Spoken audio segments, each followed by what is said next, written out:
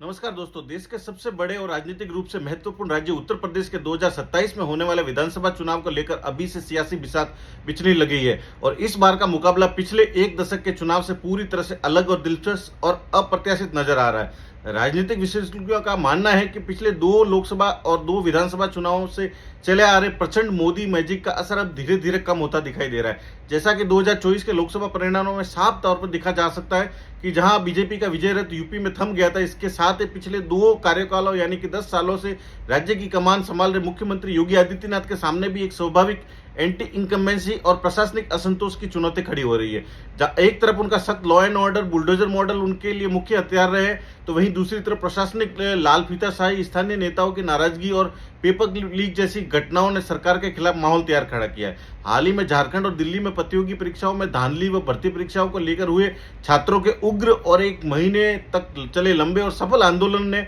BJP को राष्ट्रीय स्तर पर बैकफुट पर धकेल दिया है, क्योंकि देश के युवाओं में बेरोजगारी और पारदर्शी चयन प्रक्रियाओं को लेकर गहरा असंतोष है, जिसका सीधा सीधा असर यूपी के करोड़ों युवा वोटर पर पड़ना तय है और पड़ना माना जा रहा है। ऐसे परिदृश्य में सबसे बड़ा सवाल यह उठ रहा है, क्या अखिलेश यादव के नेतृत्व में समाजवादी पार्टी 2027 में सत्ता का तख्ता पलट कर पाएगी या नहीं? अगर वे ऐसा करने में सफल हो जाते हैं और उसके मुख्य कारण क्या होंगे? अखिलेश यादव की सबसे बड़ी ताकत उनका पीडीए यानी कि पिछला, दलित और अल्पसंख्यक सोशल इंजीनियरिंग का वो फॉर्मूला है जिसने 2024 में बीजेपी के कोर हिंदू वोटर बैंक में बड़ी और सीधी सेंध लगाई थी। इसके अलावा स्थानीय महंगाई, बेरोजगारी, किसानों के मुद्दे और अखिलेश यादव की अधिक व्यवहारिक व जमीनी रणनीति उन्हें मजबूत बना देती है। हालांकि सपा के रास्ते में सबसे बड़ी अड़चन यही रहेगी कि अगर बीजेपी अपने जातिगत समीकरणों को फिर से दुरुस्त कर लेती है और गैर यादव और ओबीसी अति दलित वोटों को अपने साथ बनाए रखने में कामयाब हो जाती है, तो सपा के लिए बहुमत का आंकड़ा छूना बेहद कठिन हो जाएगा। अगर इस पूरे समीकरण में राहुल गांधी और अखिलेश यादव यानी दो लड़कों की जोड़ी की बात करें,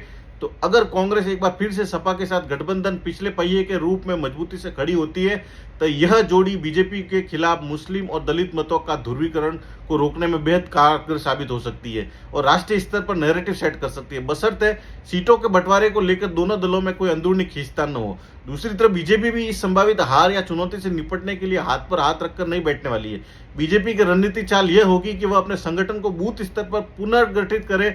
हिंदुत्व और विकास के एजेंडे को नए सिरे से धार दे और राज्य सरकार की कल्याणकारी योजनाओं के जरिए वह महिला व लाभार्थी वोट बैंक को सीधे सीधे साधे। कुल मिलाकर 2027 का यूपी चुनाव केवल सत्ता का मुकाबला नहीं, बल्कि यह तय करेगा